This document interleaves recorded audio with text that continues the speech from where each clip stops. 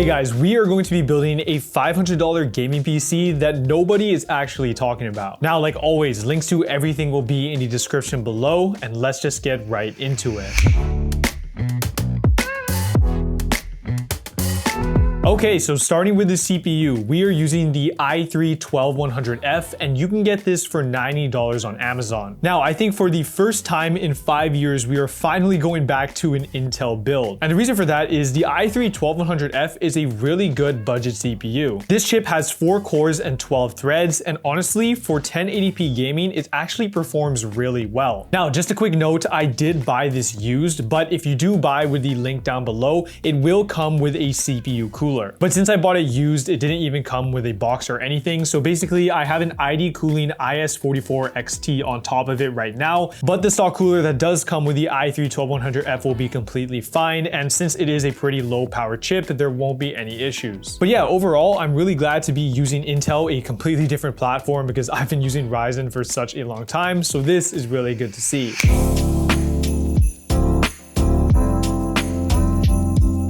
So to pair with the CPU, of course, we need a motherboard. So the one we have here is the MSI B760M-P, which you can get for $110. Now, one of the things I really like about the Intel platform is that this LGA 1700 socket can actually fit anywhere from a 12th gen CPU up to a 14th gen CPU. So basically, we are using the i3-12100F, which is on the 12th gen, but if we did want to upgrade later in the future, we can go all the way up to a 14th gen. And another part that I really like is that it both supports DDR4 and DDR5, and if you guys have been keeping up, you know that RAM prices are really expensive. So we were able to take advantage of using DDR4 RAM because this platform allows for both of them. On top of that, it supports PCIe 4.0, it has 4 RAM slots, and overall, it's a really solid board.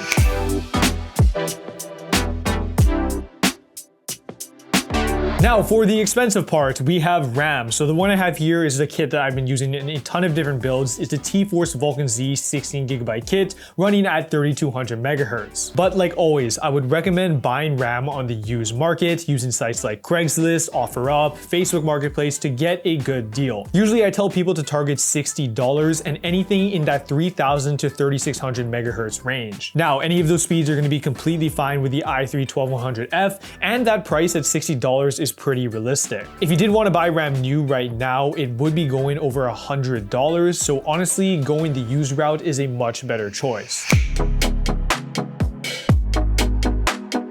So for another expensive part, we have the SSD. Now, the one I'm using is the WD Blue SN5100 500GB, but the one I have linked below is the T-Force G50 512GB, which is going for $100. Now, SSD prices honestly are almost as bad as RAM prices, which makes a lot of budget builds really hard to get to. But yeah, 512GB should be able to hold 3 to 4 games depending on how large they are, and the Gen 4 speeds are adequate for this build. But honestly, if RAM prices and SSD prices were normal, this build would honestly be $100 to $200 cheaper. But what can we do? We just have to deal with what the market is giving us, and this is the best we got.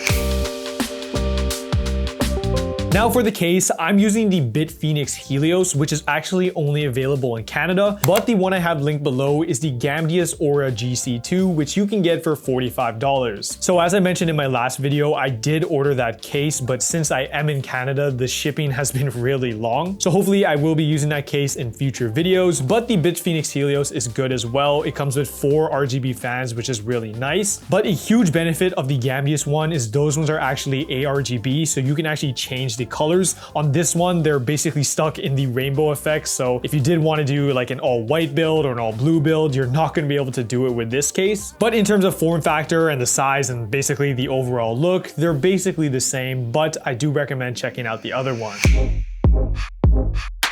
And for the power supply, you guys probably already know it. It is the MSI Mag A550BN, which you can get for $53. Now, in my last video, I did ask for recommendations for a cheap power supply, so I will be checking out some of those soon. But yeah, this is basically a staple in all of my budget builds, and that's for good reason. Even though it is an 80 plus bronze unit, which isn't the greatest, it does come with all of the wires. And since I'm pairing this with a lot of low powered components, it won't be an issue at all. But yeah, thanks for everyone that left a recommendation in my last video, but the MSI Mag A550BN will fit perfect with this system.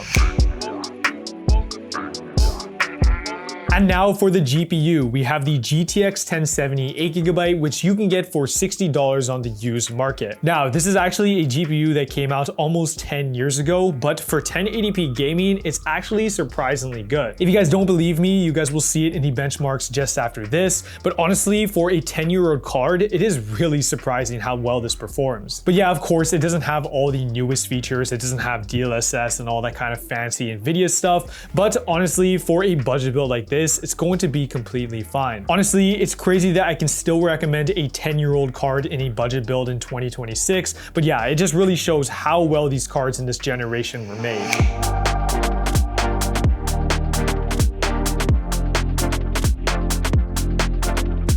But yeah guys, that is the entire PC build, and the total for everything came out to $518, which I think is pretty good. Now, like always, I'm gonna show you guys some benchmarks so you guys can see how this PC performs.